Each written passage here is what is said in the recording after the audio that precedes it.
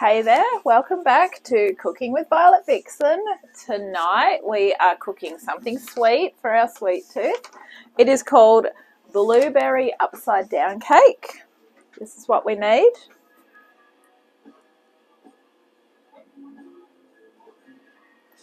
And if you come on in, I'll show you what we're using.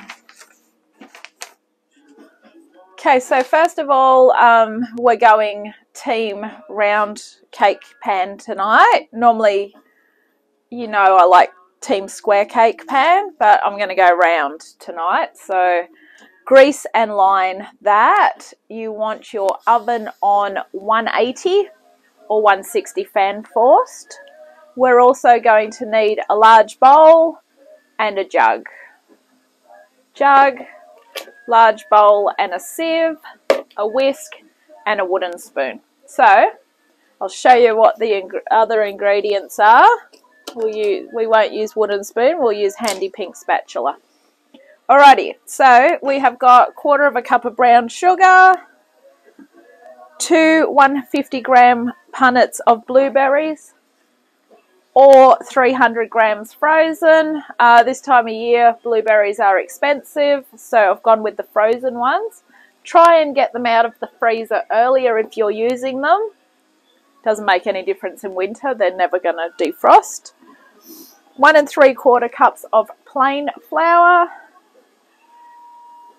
1 cup of caster sugar, 2 1/2 teaspoons of baking powder, half a teaspoon of ground cinnamon, 1 egg, pop it in a cup, give it a whip, 3/4 cup of milk. I am using the Zimmel low fat lactose free, 1/3 cup of vegetable oil, finely grated rind of 1 lemon. Use one of these. This is how you make lemon zest. Basically just as if you're grating a carrot. Just get the yellow off. Don't go too extreme with it. You can use that juice for other stuff. So if you're not using it immediately, pop it in a container or wrap it in some cling wrap to keep it fresh. But that is zest. Zesty. Icing sugar to dust and thick cream or ice cream if you like to serve. Alright, so now you know what's in it. Let's get it into the oven. It will be 50 to 55 minutes depending on your oven, and it should serve 8 unless you want smaller slices or bigger slices. So that's why I normally do it in a square. If I want to get more slices out of it, square's easier. But tonight I'm just going with the recipe 100%. Alright, so the oven is on. I've popped mine onto 160 because it behaves like a fan forced oven. Whether it does tonight or not, I will give mine 45 minutes and then I can always give it extra time. Okay, so bring over that pan that we greased earlier because it's called an upside down cake. You're about to find out why it's upside down. So I've greased it and lined it. In the bottom of this, we are going to sprinkle the base with the brown sugar. Brown sugar doesn't sprinkle very easily for you that are just learning to cook. So you've just got to basically try and spread it out on your own.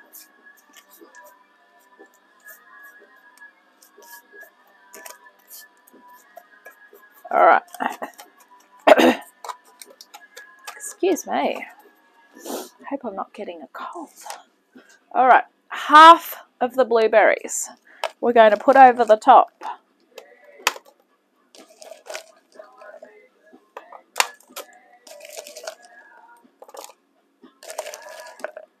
This is where I guess it's good to be using the fresh 2 punnets. It's easy to know what's half because quite simply all you're doing is you're putting 1 punnet in. But I'm not doing that and I'm not going to weigh them, so we're just going on a good guesstimate there. Alright, so that is there. Now we're going to get the dry ingredient. So we can set this aside because we don't need this for now.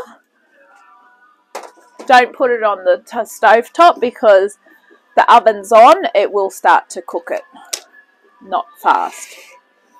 Okay, sift dry ingredients into a large bowl. Okay, so our dry ingredients in that case is that flour,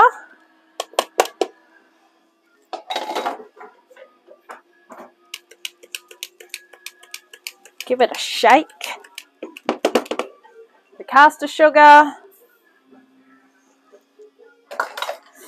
the baking powder, and the ground cinnamon. That is what we call our dry ingredients.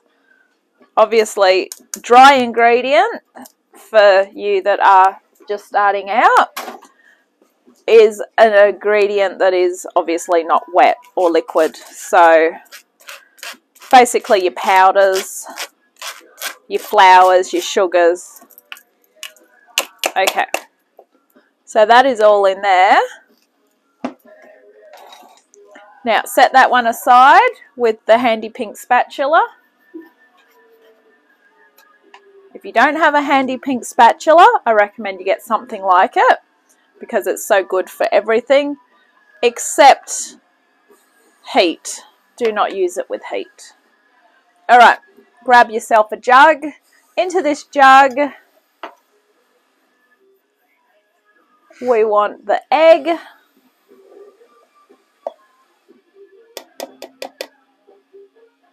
the milk. Now I'm going to deglaze the cup with the milk.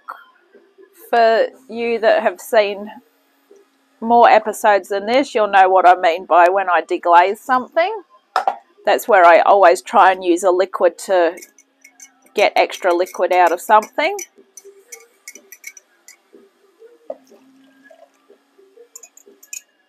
And what better way than milk in with egg?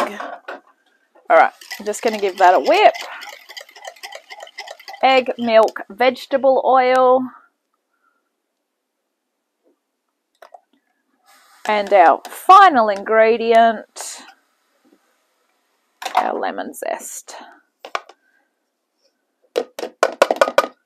Alright.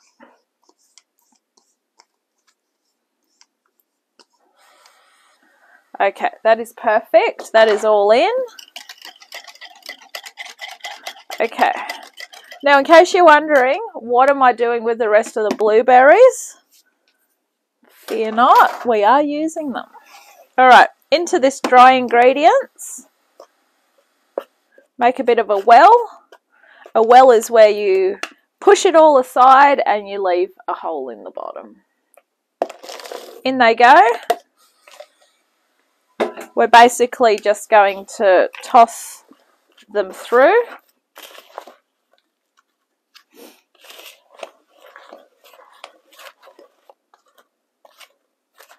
Alright. Grab our liquid. Say goodbye to the whisk. It's done its job. Its day of work is over. In it goes. Now, for you who have cooked cakes quite a lot, you will know that any cake with oil in it, it tastes so much moist, and it keeps longer.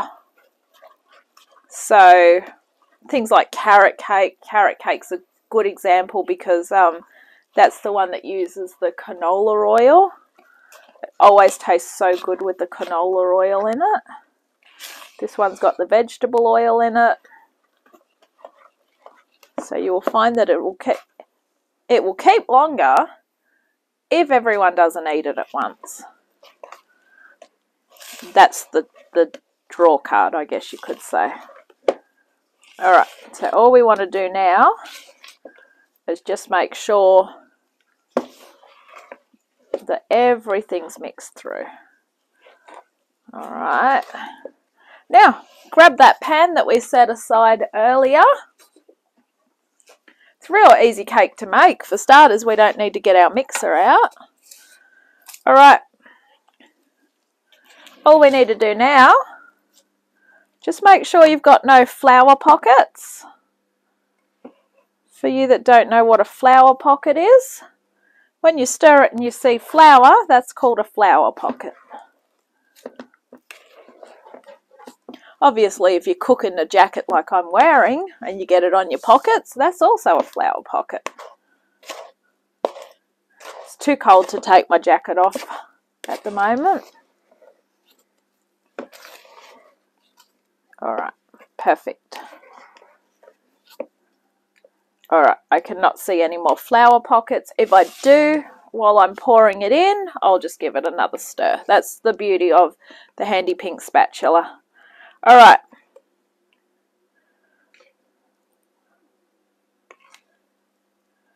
Guide it in.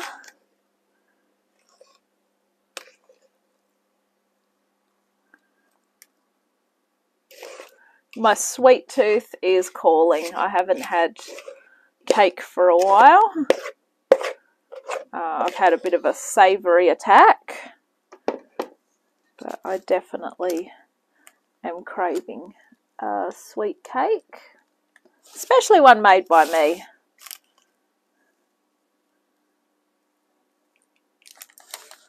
I'm also trying to get off the coffee a little bit as well.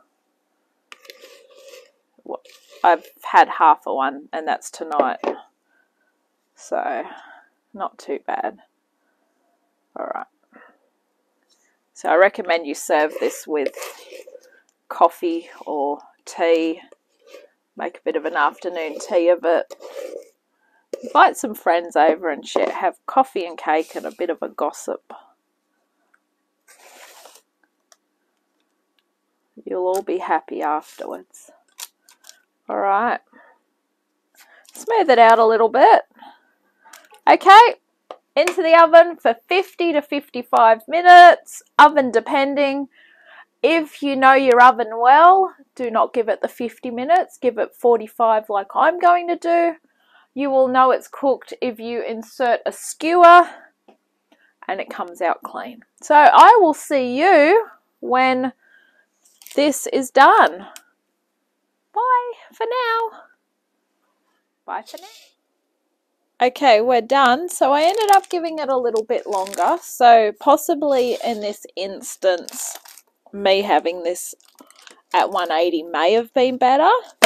But I did it at 160 and I think I ended up giving it about the 55 minutes, maybe an hour. So it's all done.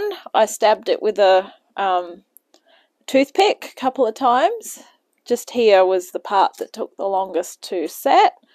So now what we do is we just hold a plate on the other side, flip it upside down. The good thing about this round one, this is why I chose this round pan, is I can get the base off like so.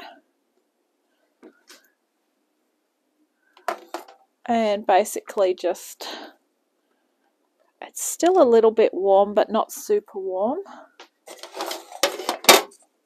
And then just peel back the paper and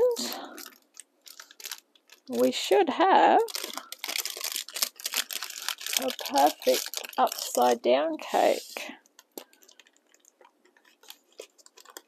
As you can see, the brown sugar's given it that lovely glazy caramelly colour. It's still really hot. Really hot, as in steam coming off it. Alright, so that is it. This has been blueberry upside down cake. I really hope you enjoy this. And I'm going to catch you soon on another adventure. Bye!